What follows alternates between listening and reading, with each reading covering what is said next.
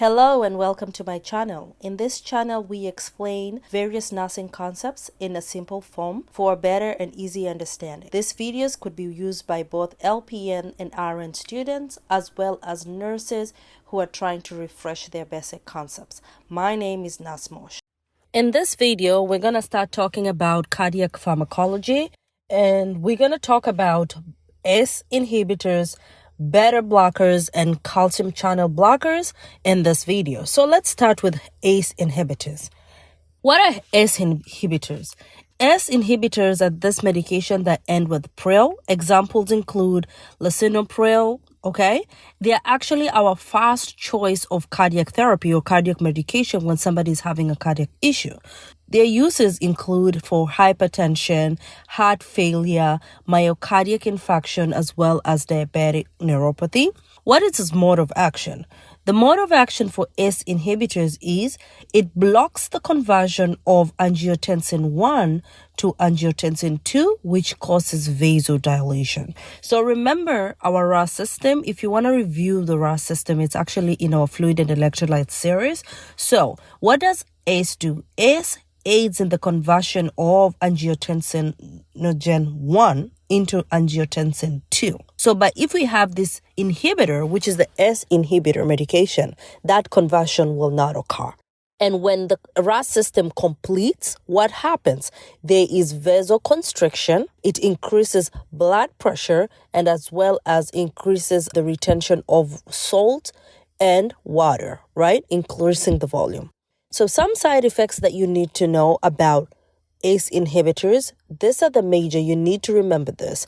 Angioedema, the facial swellingness, and you know when somebody is having angioedema, we are at risk for what? Respiratory depression, cough, as well as elevated potassium and hypotension, right? When we get a med doing something, it could do it too well because we are trying to treat hypertension, we could end up with hypotension. Some people use the acronym ACE to remember the side effects, ACE being A for angioedema, C being for cough, and E for elevated potassium. Some nursing considerations that you need to know with this medication. We always monitor the patient's blood pressure carefully when they initially start on this therapy, right? We need to get the parameters. We need to know the baseline for this patient so we can effectively help them with this therapy. We also teach the patient to switch position slowly, right? This is in relevance to hypertension as well as orthostatic blood pressure to prevent this fall. And these patients need to avoid salt substitutes. Most salt substitutes or all salt substitutes are high in potassium, but with ACE inhibitors, they are already elevating potassium. So we don't want this patient to have high levels of potassium, which can send them into cardiac dysrhythmias. And the medication is actually a black box medication warning against pregnancy. So pregnant women are not advised or allowed to take this medication unless otherwise. And with patients who are using potassium wasting diuretics or they have poor diabetic control could suffer dehydration while on ACE inhibitors. It actually makes sense. Remember, the RAS system is not completing, so that part where it holds on to water, we are not holding on to that water. So this patient will actually end up having this dehydration issues. And we always want to watch for creatinine levels because this is early signs of kidney damage. Our next medication we're going to talk about in this video are beta blockers. And with beta blockers, we have selective beta blockers and non-selective beta blockers. So let's start with selective beta blockers. So selective beta 1 blockers. Remember, beta 1 heart, beta 2 your lungs. So example for this selective are all that you need to remember is metoprolol and atenolol. So if you remember this metoprolol and atenolol, you know the other ones are non-selective. So what are the uses for beta blockers? Beta blockers can be used for hypertension, heart failure, MI, which is myocardial infarction, as well as angina. How does it work? Its mode of action, they block beta 1 receptors in the heart, decreasing blood pressure and heart rate. With ACE inhibitors, I didn't say this. they actually drop down the pressure and actually they lower the blood pressure and the heart rate. So remember that. So with ACE inhibitors, they lower blood pressure and heart rate, right?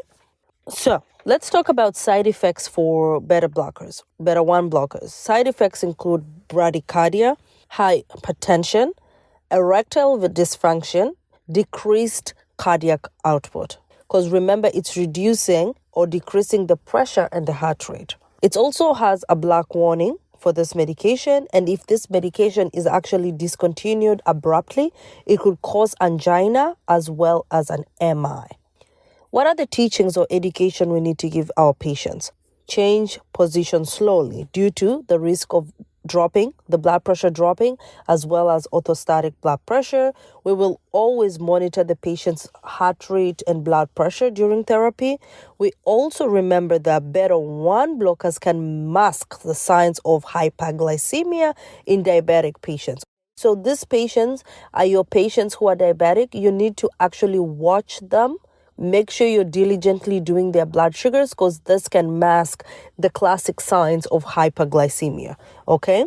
And when they use of sildenafil with beta blockers or any other type of heart and pressure medication, this could cause increased levels of sildenafil. What is sildenafil? Sildenafil is Viagra. Because remember, this medication has a risk for erectile dysfunction, and a patient would end up, taking this Viagra, but they could end up having the Viagra levels very elevated, like Viagra toxicity. That's something you need to watch and need to educate the patient on. So let's roll into non-selective beta blockers. Examples include propranolol, labetalol, cardiovascular, and they affect both beta 1 and beta 2 receptors in your body.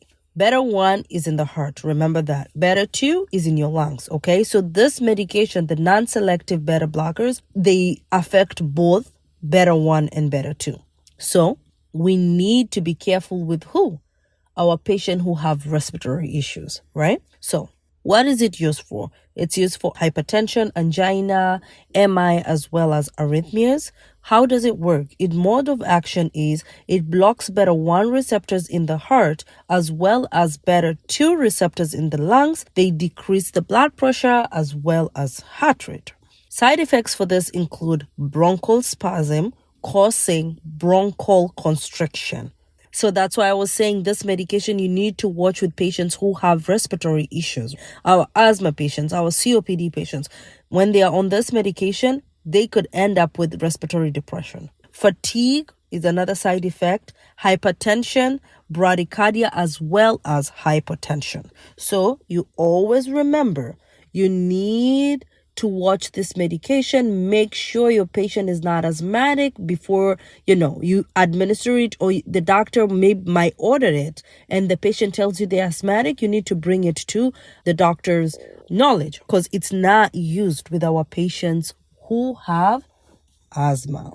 The last medication we'll talk about in this video will be our calcium channel blockers. Examples of this include nifedipine, verapamil, and dilazetam. Okay, so these drugs are used for hypertension and angina. Its mode of action is it blocks calcium channels in the heart, leading to vasodilation and decreasing the heart rate, right? Remember, fluid and electrolytes.